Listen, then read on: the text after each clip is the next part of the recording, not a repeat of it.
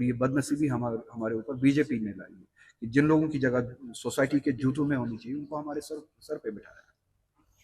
ذمہ دار انسان جس کو وہاں پہ بٹھایا گیا ہے چیئر پرسن کے نام پہ، اس غیر ذمہ دار انسان نے پی ایس اے کا نام لیا، پی ایس اے کا ذکر لیا.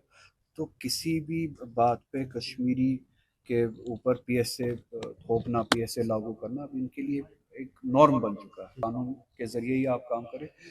پہلی کارروائی اس پہ ہو جس نے وہاں پہ وہ ایمبلم لگایا، چونکہ یہ قانون کی وائلیشن ہے، کانسٹیٹیوشن کی وائلیشن. جو غیر مسلم شرائنز ہے، ماتا ویشنو دیوی شرائن جو ہے یہاں پہ، وہاں پہ بھی جب کام ہوتا ہے تو اس طرح کے ایمبلمس کا وہاں پہ استعمال نہیں کیا جاتا ہے.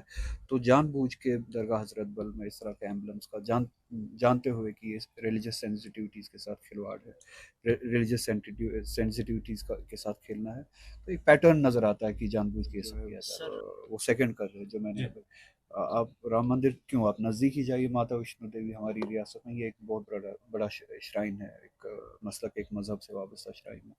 وہاں پہ آپ جا کے دیکھیے، وہاں پہ بھی اگر انوگریشن یا فاؤنڈیشن سٹونز ڈالی جاتی ہے، اس طرح کا کام کیا جاتا ہے، اس ایمبلم کا استعمال نہیں کیا جاتا کیونکہ کانسٹیٹیوشن ہی اس کی اجازت نہیں دیتا ہے. تو اگر آپ کو کانسٹیٹیوشن ہی اس چیز کی اجازت نہیں دیتا، دوسری جگہوں پہ آپ اس کا خیال رکھتے ہیں.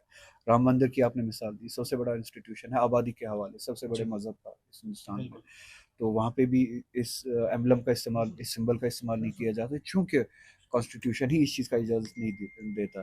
تو کشمیر میں اس چیز کو کیوں جان بوجھ کے اس چیز کو کیوں امپوز کیا جاتا ہے؟ تو ایک پیٹرن، جو جیسے کہ میں نے کہا، ایک پیٹرن بل میں پوچھ سکتے ہیں. یہ نہ نیشنل کانفرنس کا سوال ہے، نہ کسی اور تنظیم کا سوال ہے.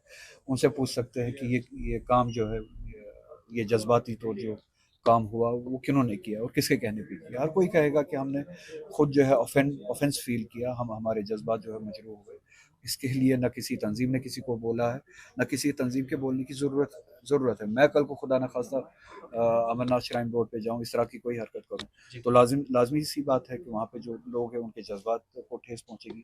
تو عقل بھی یہی کہتی ہے، اخلاق بھی یہی کہتا ہے کہ اس طرح کا کام مجھے دوسرے مذاہب کے اداروں میں نہیں کرنا چاہیے. اسی طرح سے جب کسی نے درگاہ حضرت بل میں اس طرح کا کام کیا تو وہاں پہ جو فرزندان توحید ہے، جو اسلام سے وابستہ لوگ ہیں، مسلمان ہیں، ان کے جذبات کو ٹھیس پہنچی. انہوں نے جس طرح سے وہاں پہ سمجھا، اپنے جذبات کا مظاہرہ کیا. آپ یہ کہہ سکتے ہیں کہ طریقہ ٹھیک تھا، طریقہ غلط تھا، وہ الگ سے بات ہے.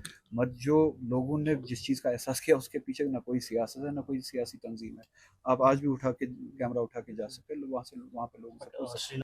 بی جے پی نے جن لوگوں کو کی جگہ جوتوں میں ہونی چاہیے ان کو ہمارے سر پہ بٹھایا، اور نتیجہ یہی ہے، ایک ریجیکٹڈ لاٹ جو سوسائٹی میں کوالٹی کی بنیاد پہ، وزڈم کے بنیاد پہ، ایتھکس کے بنیاد پہ، مورلٹی کے بنیاد پہ، کوالیفیکیشن کے بنیاد پہ جو ریجیکٹڈ لاٹ تھا اس سوسائٹی، اس کو بی جے پی نے ہمارے سروں پہ بٹھایا.